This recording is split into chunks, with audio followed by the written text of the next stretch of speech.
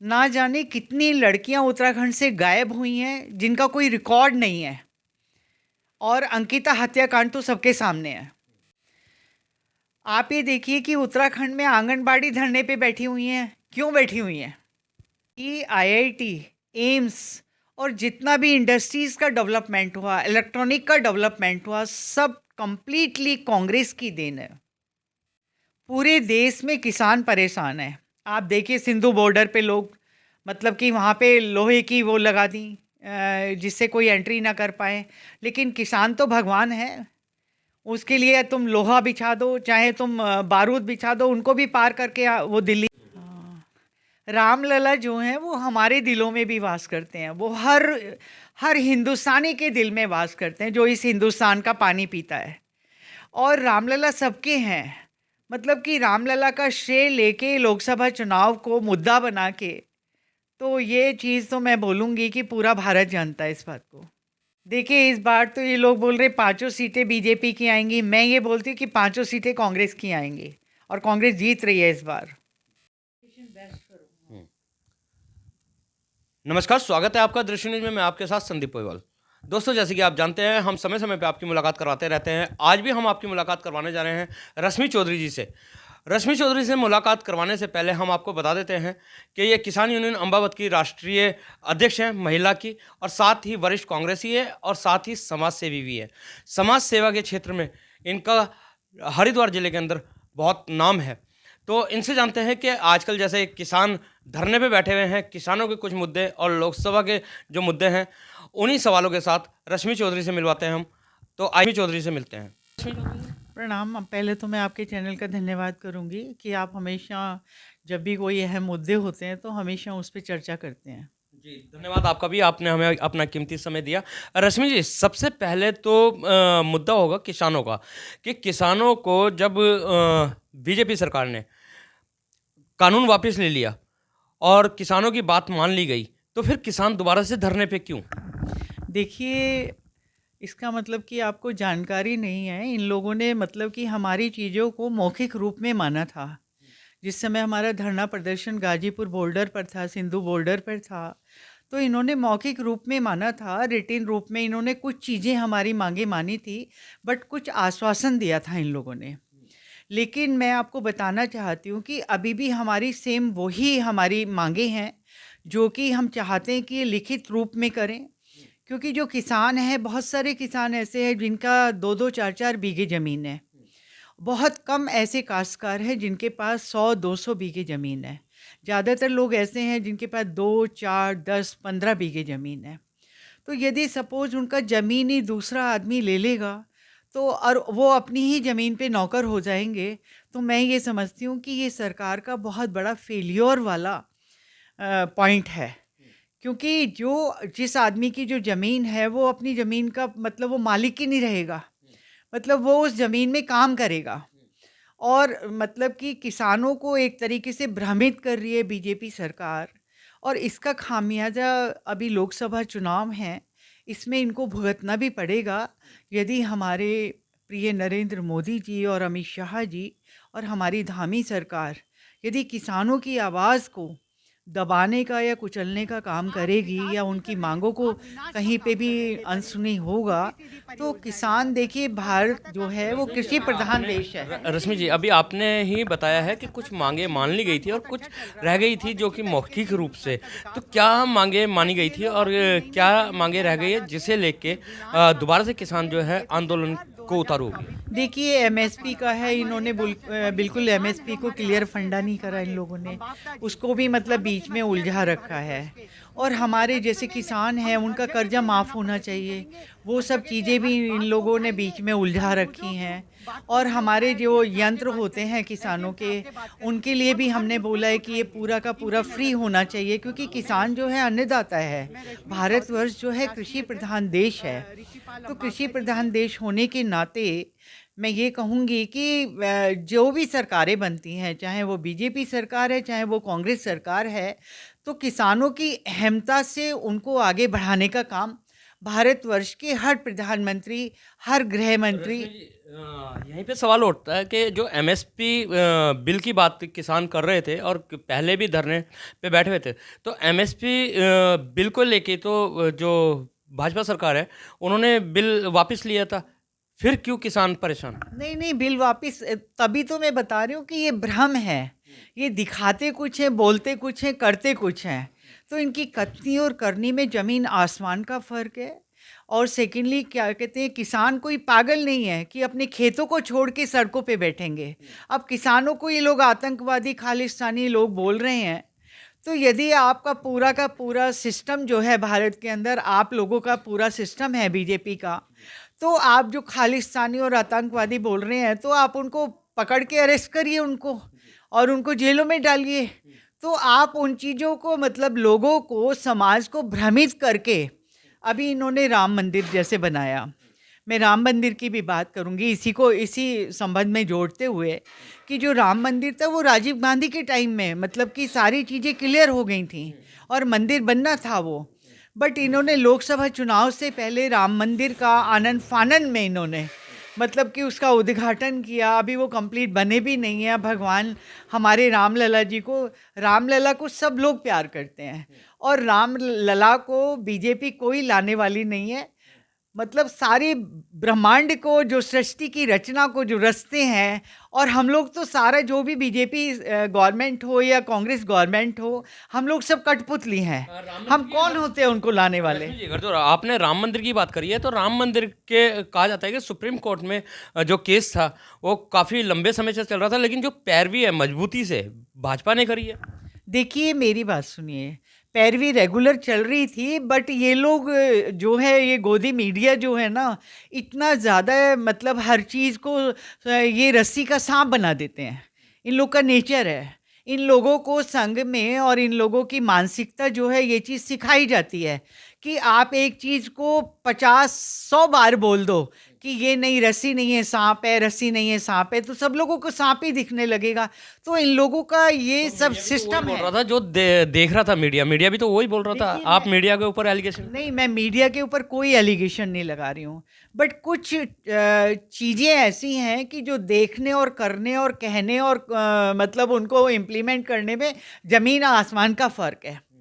मतलब कि मीडिया जो है, आप ये देखिए कि हमारी कांग्रेस ने, आप ये जो महिला सशक्तिकरण का बात है, और चाहे बीपीएल कार्ड का बात है, चाहे राशन कार्ड का बात है, चाहे किसानों के मुद्दे हैं, चाहे युवाओं के मुद्दे हैं, चाहे महिलाओं के मुद्दे हैं, चाहे बच्चा जब जन्म लेता है, कन्या का जब जन्म होता है, सारा का सारा आयरन लेडी इंदिरा गांधी जी ने सारा का सारा, मतलब कि योजनाओं को इम्प्लीमेंट कराया था।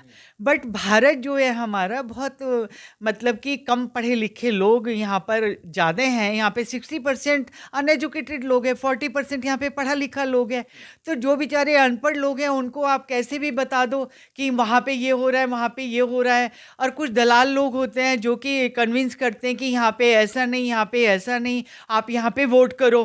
तो बेचारे लोगों को पता ही नहीं होता है कि सरकार किसकी बन रही है।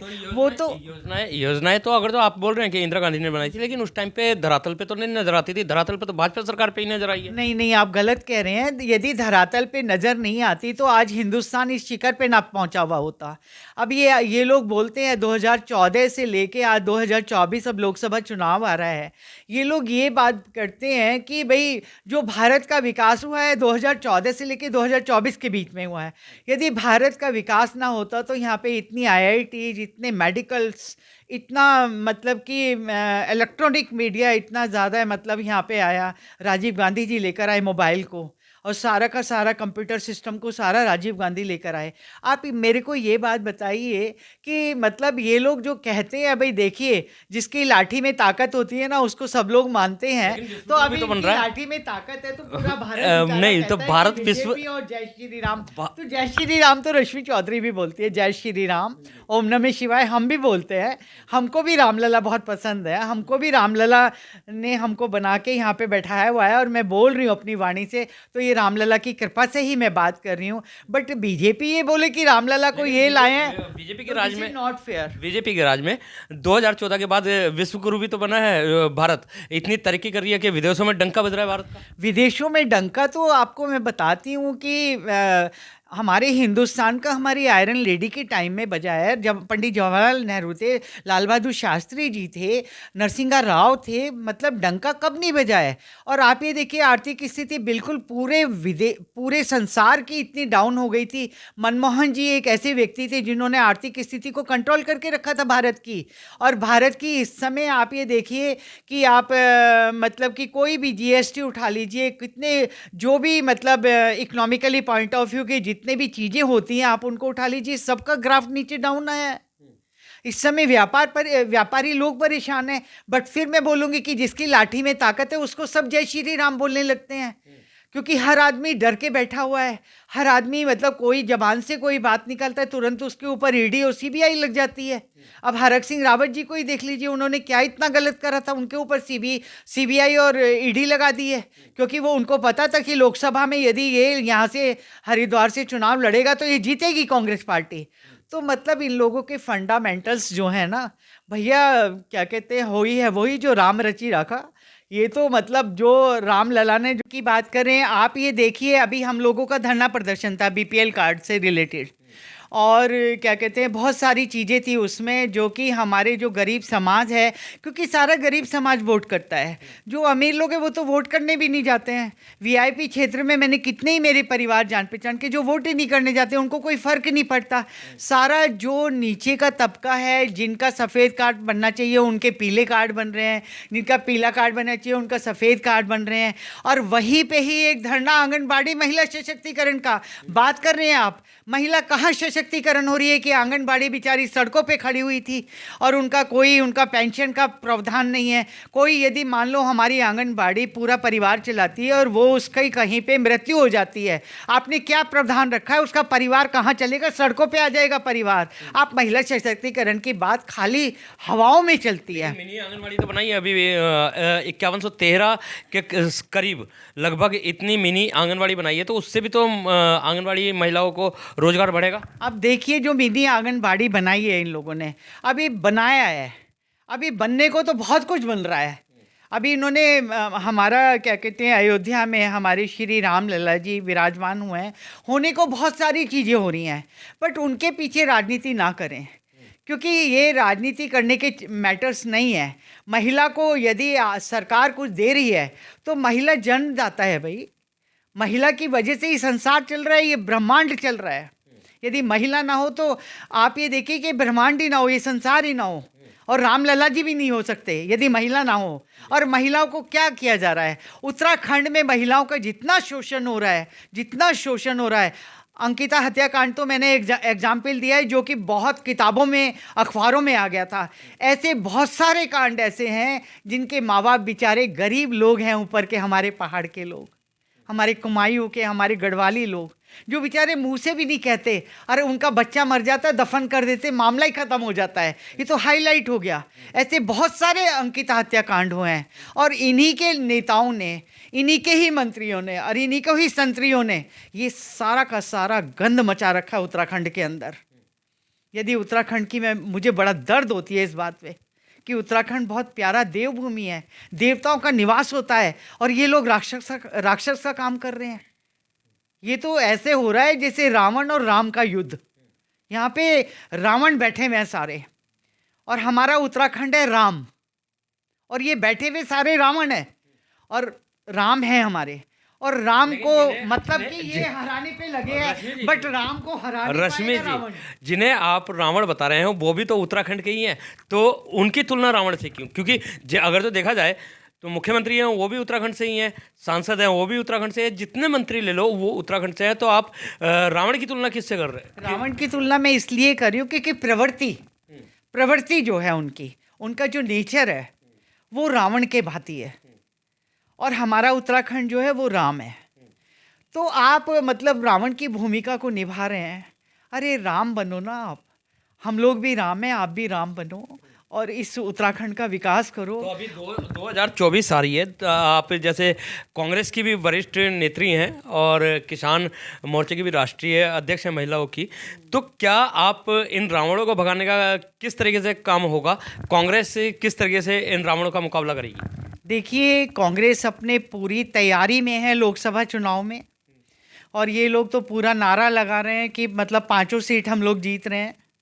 देखो, ऊपर वाले से मैं मतलब डर के बोल रही हूँ कि हमारी कांग्रेस कम्प्लीटली रेडी है, और पूरा हर कार्यकर्ता कमर कस के पूरा कांग्रेस को जिताने का काम करेगा। लेकिन होगा वही जो ऊपर वाले ने रच रखा किस है। तरीके से होगा? क्योंकि और वो कांग्रेस इसलिए होगा क्योंकि उसमें भी इनकी लीला चलेगी। कहते हैं ना भगवान जी, नहीं। जब पाप का घड़ा भर जाता है ना, अभी पाप का घड़ा भरा नहीं है, अभी पाप का घड़ा भरा नहीं है। रश्मि जी, सवाल अभी यहाँ पे पैदा हो रहा है ना कि कांग्रेस अगर जो अपने आप को बता रही है रामराज, तो अगर जो देखा जाए तो भाजपा रामराज की तरफ चल रही है, कांग्रेस रावण है। क्योंकि रावण के ही घर में ही फूट हुई थी, और यहाँ पे कांग्रेस में इतनी फूट है, तो इस कैसे रामराज का मुकाबला कर पाएगी? नहीं नहीं नहीं नहीं, मेरी बात सुनिए। फूट, जब बहुत समुद्र जितना बड़ा परिवार होता है ना, तो छोटी मोटी ऊंच नीच की बातें सभी में होती हैं, वो बीजेपी में भी होती हैं।